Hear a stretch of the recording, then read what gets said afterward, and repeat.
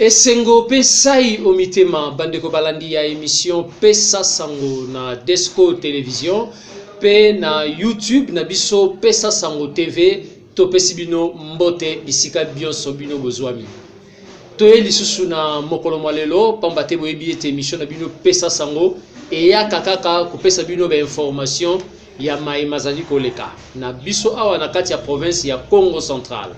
Pona lelo tozali na ba invité mibale oyo azali na loboko na ngai ya mobali kombo na ye ndeko Dufin Ndombi ye azali président ya association Ngolo Izaba Congo. Ndeko Dufin, mbote na yo. Mbote na ndeko, bonne santé. Tosepeli koyamba yo na émission na biso Pesa Sango, biso nzote ezali makasi yo pe ndenge nini. Nzamba osesa biso jusque là. Très bien, merci. Et na gauche na biso tozali na ndeko Masamba Ngunga Léon ye azali bongo vice-président kuna na association Ngolo Zaba Congo. Ndeko Léon mbote na yo. Mbote na ndeko soli to merci na ndenge toyele lopoto solola ensemble pour la province.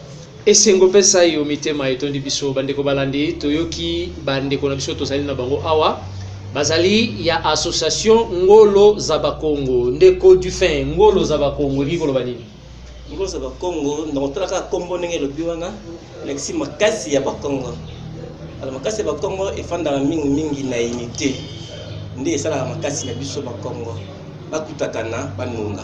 C'est ça Ngolo Zaba Congo. Ezali association awa na Matadi na Congo Central to pe ya quartier Moroboy. Te eza ya Congo Central. Mais le siège ya institution à niveau provincial Matadi yango bureau provincial eza na Matadi. Mais eza pour na Congo Central Mobimba pour na Congo nyonso pe ba libanda mboka libanda province baza déjà. To sepeli koyamba bino na Pesa Sango ya mokolo mwalelo bayimboka bazali kolanda sango nini omemeli biso. Sango to meli bandeko na biso Congo ezaka sango ya ko conscience. Le Congo Central eza na retard. Congo Central chaque jour to la mukato zo retard sur le plan politique et culturel. Donc esenga biso vraiment tous conscience on to yawa mamro beze belé mais ne bi avec le temps de to kinda to expliquer nyonso pona bandeko na biso ba prendre beto ba comprendre. Jusque là pona yo conscience na ba Congo ezana nuté. Ce qui n'a pas été peut-être c'est la loi parce que c'est plutôt conscient qui qu'on sentait ce débat mais pas tout minyo to kanza qui bazan conscient bazan conscience c'est ça neti na nini ba acte nini ezotalisa ke conscience ezana no penza te na bato. D'abord na otala we ba obsdo kanza qui ba roza ba leader mais ba éviter que ba leader ba préférer bazan la binatin kutu ya bato mususu pour na lobby bazana makokite ya pesa ntango solution na problème ba nango parce que bango ba déjà ba coller ba mususu. C'est ça. Je crois qu'il faut tout à au solo na bango et on to senga kinzonzi ngo to ba mimi ma conscience comment faire pour na conscience zonga. Mais jusque là to kenda depuis que before eza en cours to réussir. Ndeko Leo Masamba. Oui. Tozali kolobela ndeko Dufin alobeli makambo ya conscience epai ya Bakongo. Yo moni conscience epai ya Bakongo nanu penza ekomi na esika nango te. Na goyi kolobela boye. Bakongo baza conscient. Pe baza mayele. Pe baza na sagesse. Mais eloko moko oyo biso baleki auto constater na ba mikolo oya biso to ba oyo baza ba ene ba précédent biso auto moni que bazo côté ka province vie ya ba intérêt personnel côté ka province na ndenge nini na lolenge nini ko expliquer penza bien bazo te ka province na lolenge nini parce que ba mbuta ka savubu bango tango bazalaki batalaki idée on a pour promouvoir Congo Central, parce qu'il parti politique on a bien yango abako. Oh et prona qui même dans la République Mobimba. Oh et bien c'est même premier président il y a République démocratique du Congo et ça qui na on a Congo Central.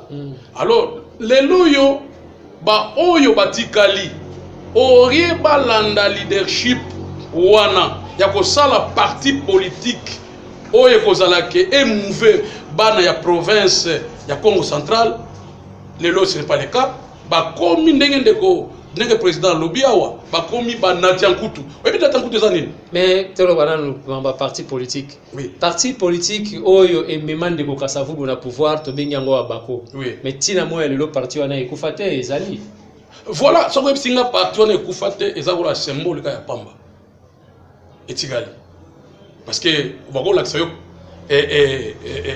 sac ya pamba mais na kati contenir biloko eza te na kati ya sac yango tolobi ya bako parce que lelo soki ya bako ezali mouvement nango na ville ka ya pamba eza na combien eza na kati na assemblée nationale na pardon provinciale eza na combien de députés pour lelo omona ke tokoma lelo na place oyo tokomaki na yo moko uti komona tokokoma place wana ke mapona meleki na province bana mboka baleli biso tozalaki na kati ya ville tomoni bana population ndenge eleli pourquoi parce que bazangi eloko oyo ezoko réunir province c'est pourquoi moni ke biso totelemi pona tosala association ozoka ke ngolu za bakongo po réunir mukongo nyonso banda kasangulu tina mwana tozala en bloc tozala lokola baninga mususu tomoni basali exemple ba se réunir ba leader na bango ba se réunir po province za la makasi objectif nini penza oyo bozolanda na kati ya ngolo za bakongo président eza était belé mais on énumérer même 3 oui ça veut dire unité à Bakongo respect ya ba leader na biso pe ko protéger intérêt ya Bakongo en dehors il y a makambo etali politique parce qu'il bien de bosangisi na politique na culture nyonso za na kati politique nde ezo primer di collab lo nyonso so politiquement vous êtes faible même sur le plan culturel vous êtes trop faible pour les capables parce que c'est politique nous promouvoir ceux qui faut promouvoir fort sur le plan culturel nyonso économique vous avez casse parce que vous avez un bateau parce que vous avez une décision minene ya mboka so vous êtes dommage pour na bino biso ce que de constater le kwana so to bito tala ba fait to comprendre que tout un problème alors au lieu tout ça rassemblant et si mbatika ndeko vice président le bien il y a élection tout le monde va aller là tout zongi ya bako ils ont parti pendant parti à Congo mais dans l'assemblée provinciale place Congo abako botama azaka na député moko oyo toibi mais au cas moi on a parti mais botama kala awa na 2005 plutôt azala 6 députés dans l'assemblée provinciale Congo central ça c'est compliqué ça veut dire il y a un problème pour tout le bas vraiment au baba Congo peut-être à Dioku tout la moitié bokoteta linyoko bango siko na nani banani bakoteta linyoko et procédure nini oyo gosenga pour ki batu bateta linyoko wana kolongola musisa pour procédure ça déjà il a dégagé depuis 2019 déjà procédure il y a Kinzonzi tokomaki ça qui pas démarche oya biso moko ngoza Congo mais bato baza en face tu comprenais que baza manipuler mais en 2019 tout monde qui ndeko atuma to bwana gouverneur yende mtaza alansaki loko moko ya ko sala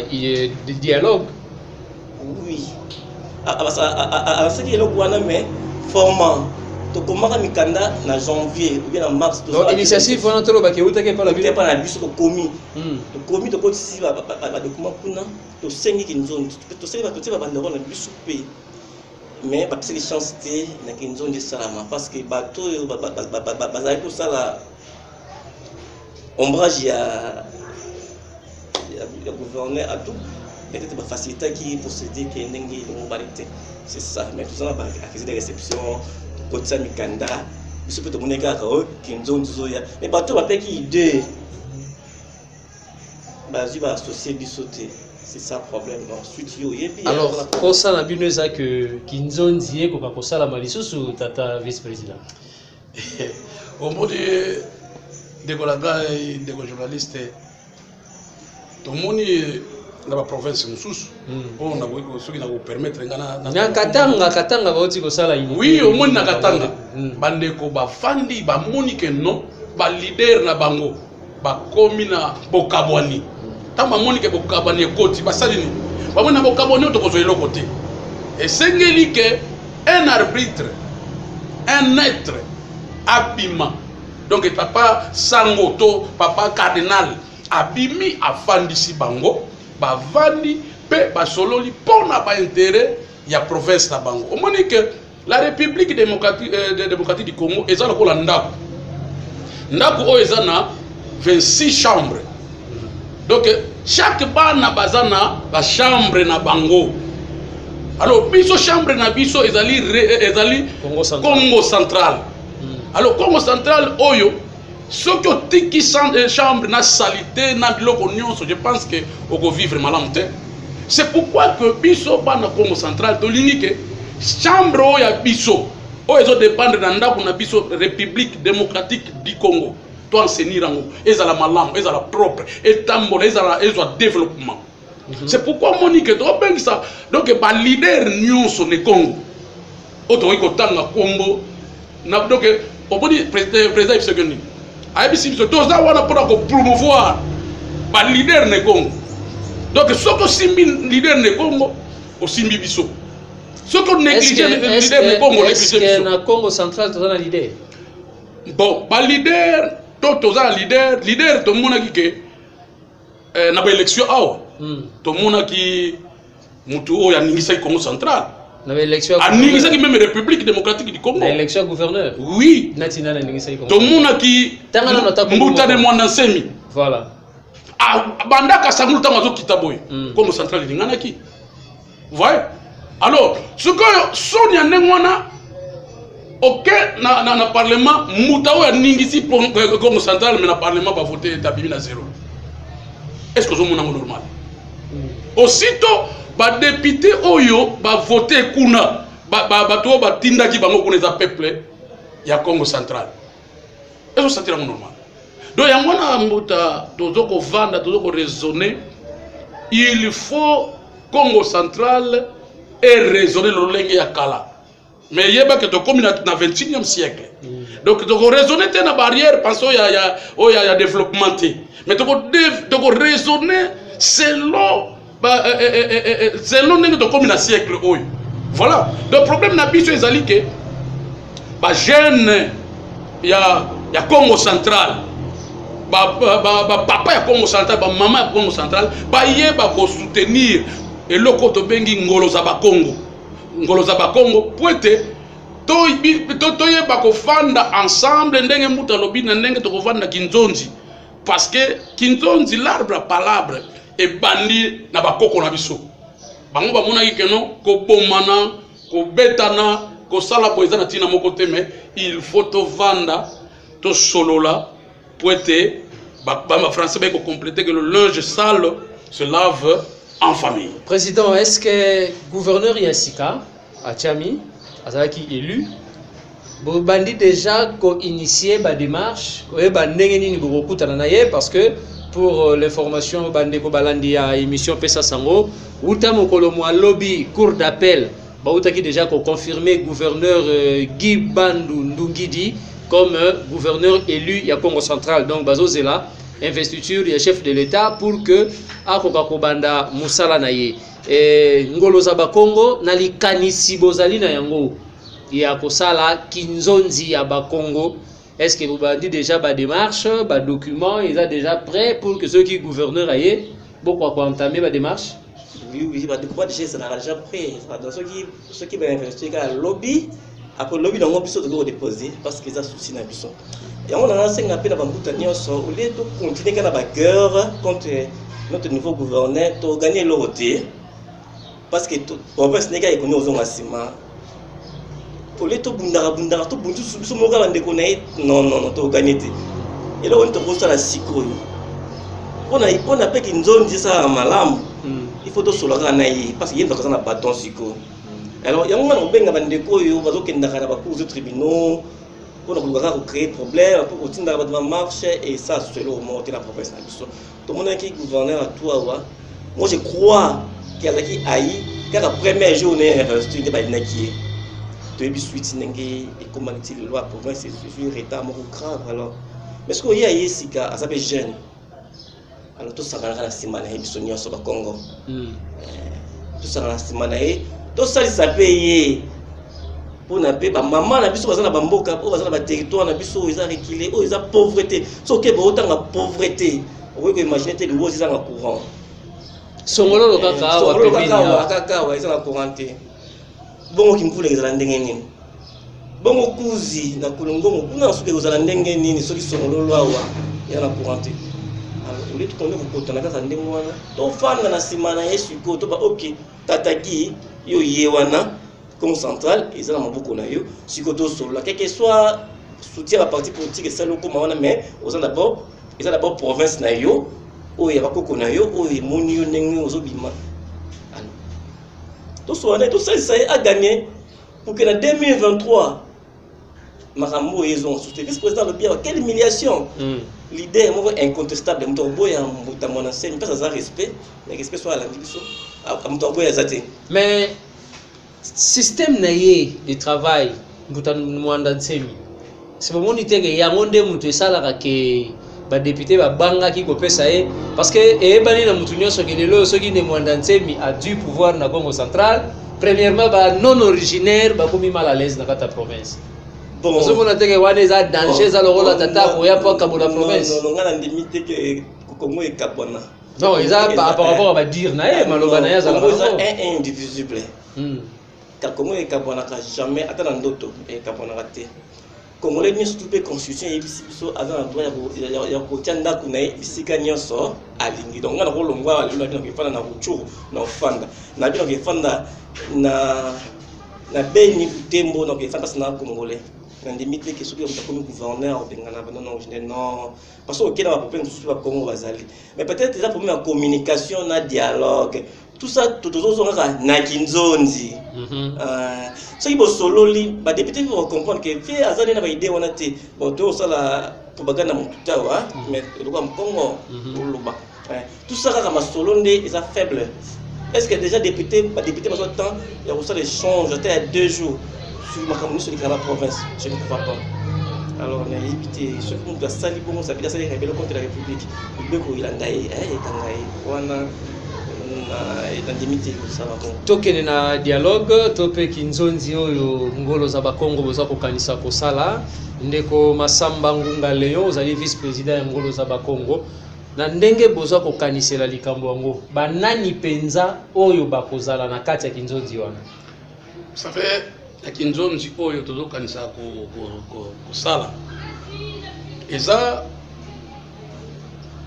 ba leader bazali oyo tokoki koloba ke foto mona po bango bakwa kofandisa makambo oyo ba leader donc ba leader oyo bazali non sur le plan spirituel tokoloba ke lelo oyo tokoloba na katanga sikoyo par exemple na katanga na nafandisi bi évêque mutafandisi bango lelo biso tobandaki makambo oyo toza déjà na plan spirituel toza na leader un prophète oyo azalaka aza né na mabele oyo aza respecté même na monde Simon Kimbangu donc un prophète Jésus-Christ a dit biso peut-être afongola biso banzela oyo tofoto salela po tozala na ba plan moko spirituel oyo toko salela mais maintenant voilà que il y a même bato oyo bandeko na biso musupe bazali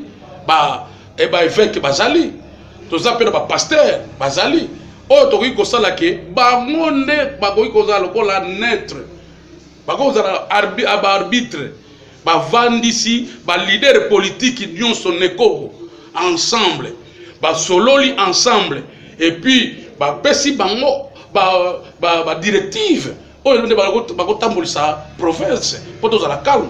Tout d'abord, province, il faut subir notre prière, d'après moi.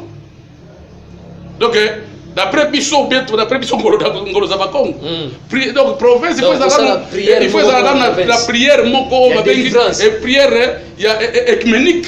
Donc, ensemble des églises, et prier pour la prière, prier pour la province. Et province, ça l'a éclairé. Pour ma malédiction mususu peut-être roloba alors to sengi ke bato ba ko organiser eloko wana et biso ngolo za bakongo biso ba leader toza pona ko luka moyen ya ko kutana na ba politique na ba papa na biso ya milimo. Donc bango nde to ko pesa charge wana. Bango nde to ko pesa charge wana ba vandisa ba politique to yeba nini to ko sala pona province na biso po ekene liboso. To uti ko lekala maponani. Congo central a battre record, il y a un candidat gouverneur avec 22 candidats. Est-ce que vous êtes sûr que 22 candidats n'y sont en dehors même na bango, ba leader mususu baza aisé, ba ondima ko vanda ici kamoko autour d'une table? Voilà. Ce qui est bien malamu, mais donc c'est exactement le cas. Mambrele kana entre Russie et Ukraine. Dans les minutes que l'Ukraine y est moko na propre gré na ye abi on ngale na obunda na Russie. Attends, à salate, à kokate. Mais ça va même moko invisible et main noire. Ma main noire. Et tindi petit kende mais il n'est pas ça peur. Et ça sonne au monde en 22 candidats dans la province moko. Au monde dans le territoire, ah tout ça na 10 territoires na 2 villes. Au monde dans le territoire moko, on a 3 candidats, sauf ça qui 2. Ça veut dire ça sonne. Mais ça bangoté, moi je crois que ça bangoté. Et ça va parti politique au Bazali. Banga ba emilé bino bikende. Baby ko gagner té, mais bikende kaka. Comme ça ba crédit que bata mo kaka na désolé. On te bikeke. Ah le bien vice président Kinzonzi d'abord c'est spirituel.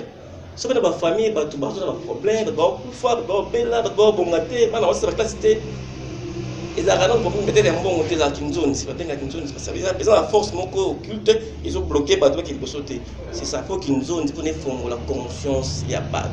Kinzonzi wana biso na conscience de la chance bingi. Leader n'y sont dans la fief même Jésus-Christ, c'est-à-dire Jésus-Christ de Nazareth. Ça veut dire un territoire d'origine ou à Botamaki. À Botamaki. Biso ko ay sabi ki fungimbangu, fungimbangu. À Botamaki na mabila Congo central. Tout le monde est un peu comme un peu comme le Congo central. Avant, mais mingi bata Congo central est belé, bandi marana bango yote. Ça veut dire ma belle na biso eza béni.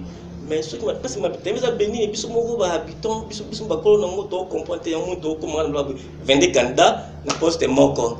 Non, même certains avec nos conseils bino vous a maïlité, vous en avez conscience.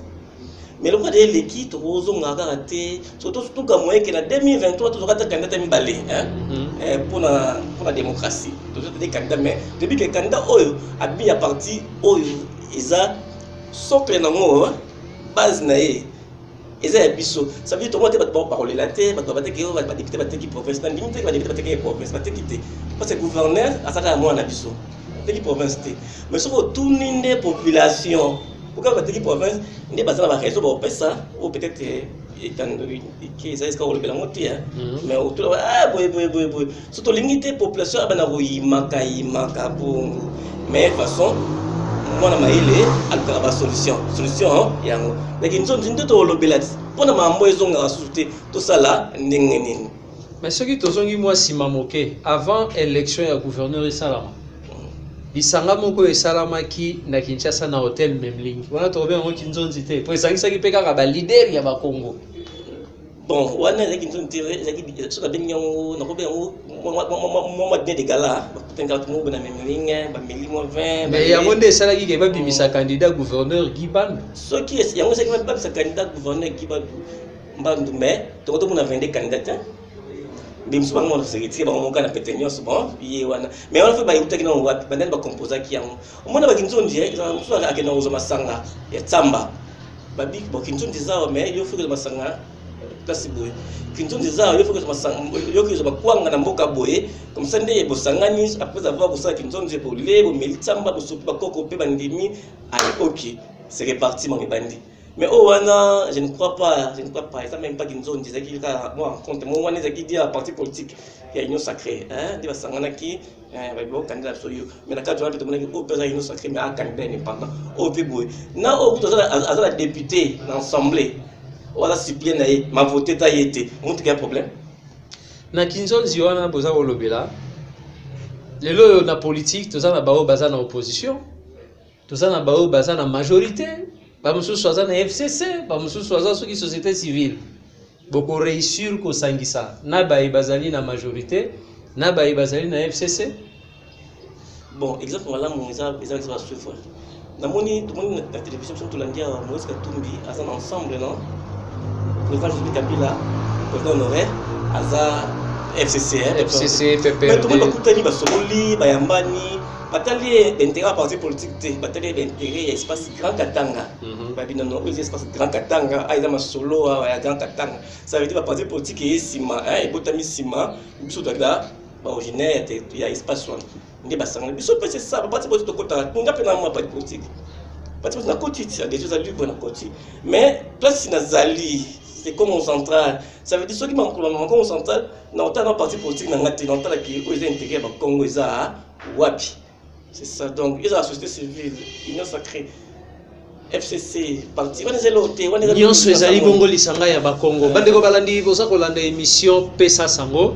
Tozui ba invité Mibale, tango musu bozu biso na katikati. Tozali na ndeko Dufendombi, ye azali na loboko na ngai ya mobali, azali président ya association Ngolo za Bakongo. Pe na loboko ya mwasi, ezali vice-président na ye, ndeko Masamba Ngunga Léon. Bango Mibale baye po ete bakwa kopesa sango ya unité oyo esengeli kwa kozala na kati ya Congo Central na nzela ya kinzonzi oyo bazali kokanisa ko préparer pour que kwa kosalama na mikolo mizali koya. Ndeko Léon Masamba, nini penza oyo pomoni ete soki likambo wana salami Congo Central et ko avancer et ko kende liboso sur le plan provincial et sur le plan national? Oui, sur le plan nini oyo tomoni oyo soki to sangani okende liboso. Oui. Liboso soki to sangani province okende liboso. Na nini? Na point nini penzo likambo boye esimbaka te poto zaka unité. Mais soki to sangani likambo boye ko marcher mal. Oui. Na point liboso ozomona ke mboka nyonso ezaka pone na gouvernement central. Alors, biso na Congo Central ndenge toza awawa to dikala na wazalata premier ministre te candidat moko na premier ministre azate voire même vice premier ministre azalate mais que tozalaka na président de la République. Oui, tozalaka na président de la République Rwanda bako ezali. Voilà. Donc unité ezalaki. Unité ya Bakongo bandi Kasamulu ti mwanda okekuta ke Bakongo nyonso baza ini. Maintenant lokola ba to panzani mutana mutakomi na parti ya banatinkutu donc wana za ko wana zofe ma valise interne obi ngana permettre ngana ibisa yo tokei pesa oyo azana na INC azome ma valise ya Moïse Katumbi ya Vital Kamerhe pardon ya Vital Kamerhe mais ali parti national oyo azana ensemble azome ma valise ya Vital Kamerhe pardon ya Katumbi oyo aza pour azome voilà problème to eza kunante. Mais problème est que tant que leader appelle sa injonction que pour voter interne. Mais est-ce que Batouana va préserver l'intérêt de la province où est souverain primaire, peuple, où il y a les c'est là où il y a un problème. Mais ceux qui bisognon sont mon na minute ceux qui na katanga na minute ceux qui montent pour donc l'intérêt de la province est préservé et vous avez un problème. Mais nous, on se sent que côté de Okende, on est comme lésé. Donc comme province, à quelques mètres de Kinshasa, mais est comme manipulable. À cause de quoi tout d'abord Nan kita, ton abozi, oh, est la province. Maintenant, la province, bah, se retrouver. Et bah, pauvre gouverneur, bah, comme qu'on a acquilé, na peuple à cause que, bah, intérêt, oh, bah, bah, faut bah, sala pour na peuple à monaque. En tout cas, gouverneur à sala. En tout cas, maire de la ville à sala. Vraiment, et comme il passe au niveau du gouvernement central. C'est quoi? Il y a un monde que, biso ceux qui sont sangani. Tu as leader à niveau national. Tu as leader en tout cas ceux qui a lobby, ont engagé tout un peuple na simanae. Voilà. Parce que leader a engagé tout un peuple na simanae, moi ba saganae exact parce que vous en avez pas politique. Mais ceux qui ont un poids politique, ok, pour la place bakabulaka, moi eteni anzoko, yo ko zo eteni ni. Bako tuna yo poids politique no izani. Na ndenge to komi na lelo. Vous voyez, c'est pourquoi biso to lingi que province nazoko supplier to nazoko bonne là-bas leader politique bo bazolanda biso o bazokoyoka biso na tango bazonga sima batala rétroviseur bazonga bato mais soki bakozonga sima te bakozonga bato te bakozala kaka bakobwaka na balabala. Ndeko Dufin na Congo central tozana ba parti mususu en dehors ya Bako parti local la MCSD na ndeko Roger Mwaka oyo azalelo na 5 députés na kati ya assemblée. Est-ce que ezaka makasi te et sengeli kaka te tozana ndeko Papi Mantezolo azana NDK tozana bazali mo ebele oyo ba parti politique pe tozana MPCR ya président ya assemblée provinciale. Est-ce que ekoki kaka te na bango ke bakoka kosala pour que province ko kotombwa?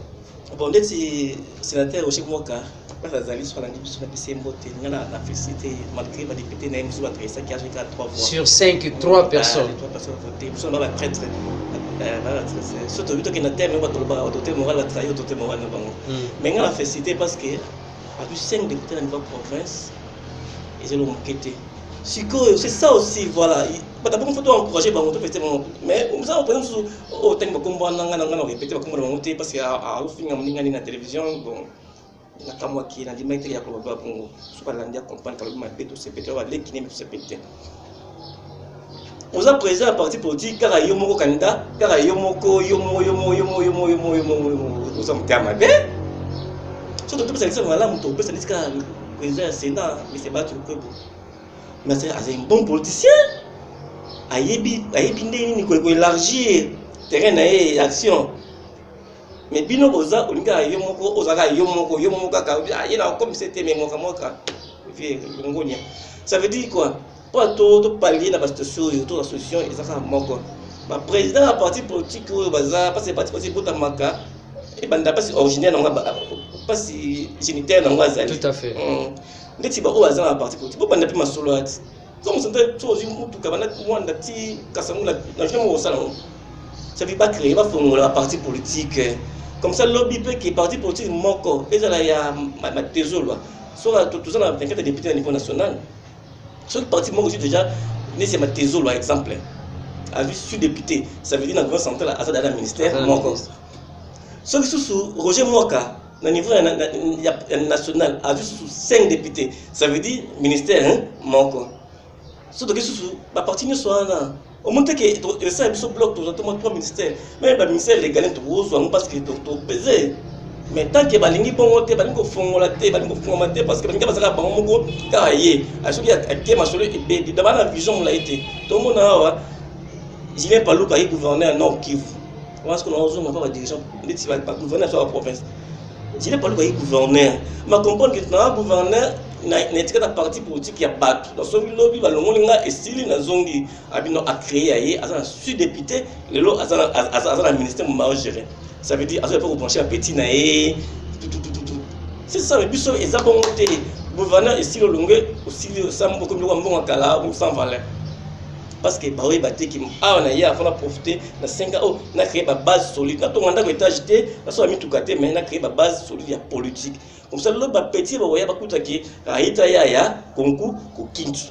Mais bon, bah, il m'a renvoyé des soirs comme quand on tambola après le BR parti qui s'en gagne, bah, motion comme sauvage, après à Longwe, après à fois dans Kinshasa, tout ça sur une nini, ça veut tout un peu ça valider dans biso, base conscience, ça veut tout ça qui nous ont dit.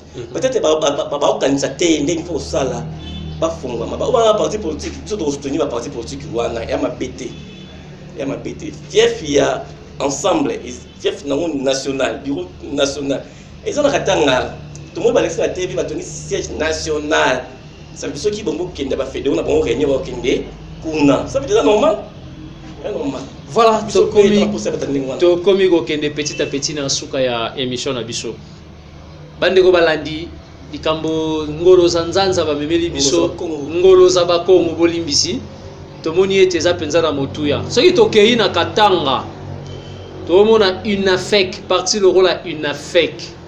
Ya Kyungu baba wa kumwanza akufupea sonam parti eza makasi origine nango Katanga tozwi lelo ensemble ndenge toti kolandawa leader a munene origine nango Katanga lelo yo soki mutulokola Moïse Katumbi alongwe na Katanga aye na ville Matadi akosala plein.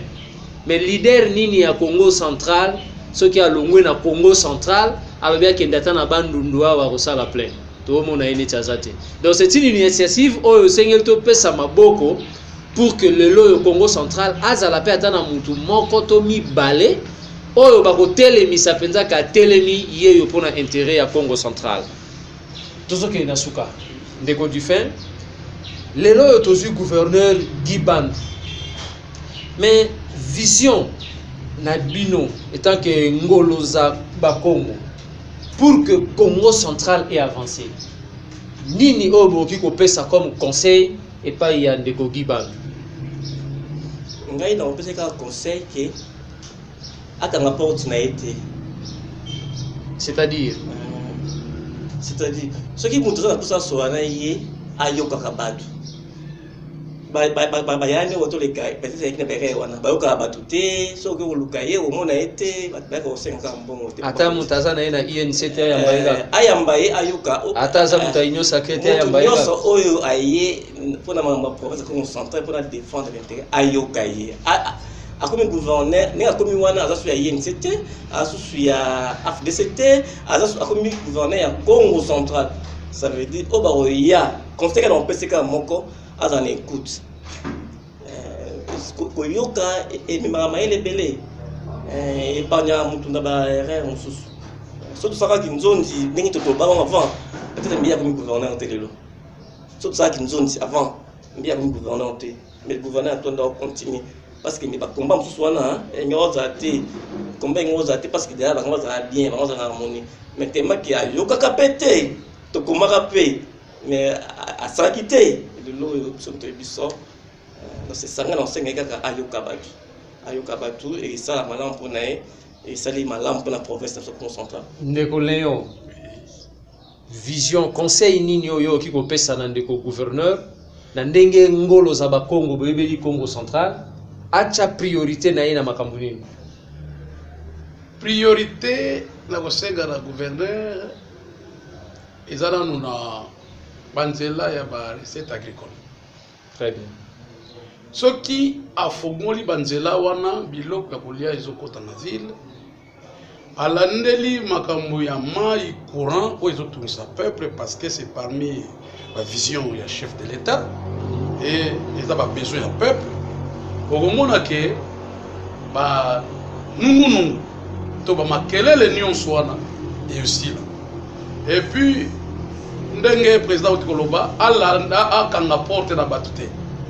Voyez même eza parmi la politique ya chef de l'État. Akanga mingi porte na batute ayoka batu. C'est pourquoi zo mona ke so ka yoka batu. Akoyeba ke besoin ya peuple eza nini. A éviter ba erreur oyo e utai ko sala na batu liboso.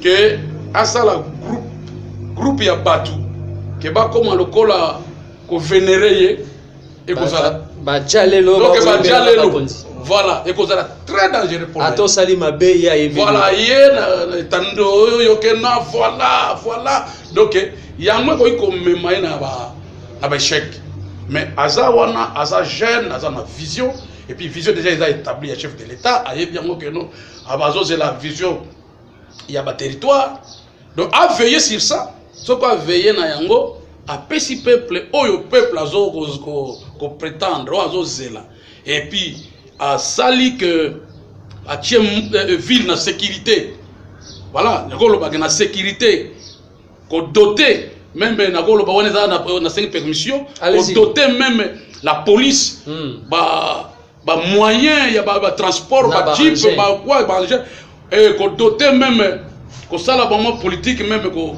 tika ba espace na maire de la ville pour na ko assainir ville malam ba travailler en collaboration na ba partenaire na ye o ezake maire de la ville ba chef de territoire vraiment au commun que a cause un problème mingi mais ce qui a kangi nyonso yemoko na ba conseiller donc wana ko comme siko susu donc mambo na mambo tuenda katuluaka ko etuleka katukila kaka na même ordre d'idée composition ya gouvernement pour ça na bino ezali ete composition ya gouvernement équipe na ye kwa kozala ndenge nini kutu c'est voilà kutu c'est simple hein biso tozana na li territoire ça veut dire déjà na niveau province tozala na 10 ministères ça veut dire azwa dans chaque territoire ministre moko azwa bana poto te bana poto te azwa ba bazala awa o ba imamwisa ba diaspora o bazana adresse de la Congo centrale avant na Kinshasa tout et tout non azwa na chaque territoire c'est simple composer gouvernement provincial na 10 territoires dans chaque territoire azwa ministre moko. Alors ministre wana pour les commenter que cabinet ya bato songololo cabinet ya bato ya mbanzango non ministre oyo aza alimina territoire songololo cabinet est composé na bato territoire ya Kasangolo ministre oyo ya territoire Mwanda cabinet est composé na bato territoire ya Kimvula comme ça pour la unité c'est ça. Et ça est bien. Dégué maréchal Mobutu a été cabinet ya ministre ezala na dende ko ya mboka moko. Tout ça deux villes, ville à Boma na ville à Matadi, ati bango ba commissaire. Abu Pia. On a même pas la guerre, tout ça pour la guerre ici là. La guerre on ici là qui et comme gouverneur de Kingandi non. Ba conseiller même bana poto basa bandona biso mais basa kana biso ba été à Congo terre. Ba moment ba ça bilanga biso to kufanzela tena Congo centrale. Tozana ba ministre musu ba oto lekawa aza ministre mais afanda na Kinshasa mais ministre provincial ya Congo centrale. Donc banda ba nomai ministre atikali ko sala logo te. Afanda na Kinshasa yebi na logo te ya Congo centrale. C'est ça et sa province c'est l'état.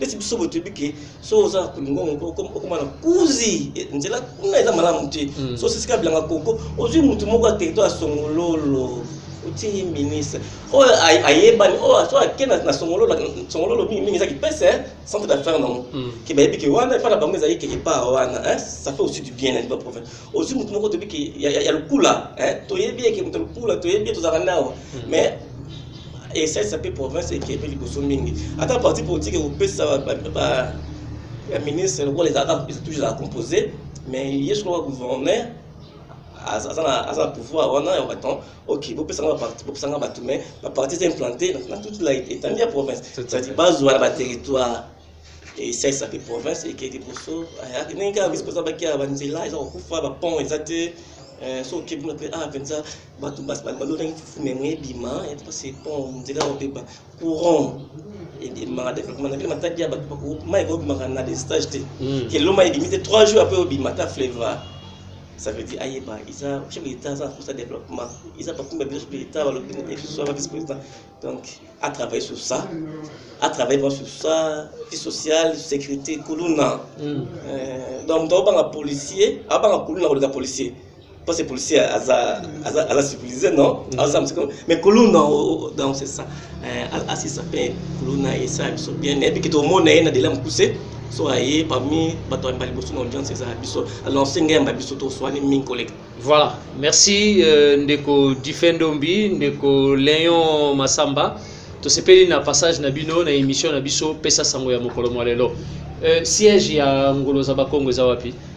Bon, pour le moment c'est dans l'avenue la tortue numéro 21 la tortue vers Kinkanda avec Kinkanda oui en tema baya au côté numéro 21 c'est ça donc permanence ali ceux qui mutaye ko luka bino faciliter au monde so abengi na téléphone la téléphone c'est beaucoup plus contact na bino rapidement qui abengi na 085 48 10 537 bandela pour que batuba kanamala 085 48 10 537 Obengi aujourd'hui biso ngolo za bakongo toza wana on a idéologie ya mboka na biso. Merci bandeko balandi ya émission pesa sango ya mokolo mwalelo totaki ko yamba ndeko Difendombi yazali président ya association ngolo za bakongo ye azalaki na monsieur Massamba Ngunga Léon ye azali vice-président kaka na kati ya association boyoki souci na bango ezali unité ya bakongo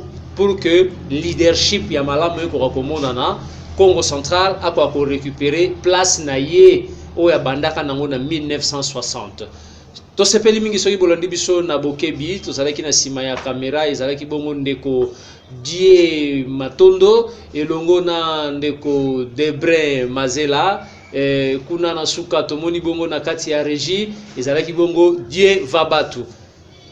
Botikala malamu topesani na bino rendez-vous na mikolo mizali koya na émission Pesa Sango. Ciao.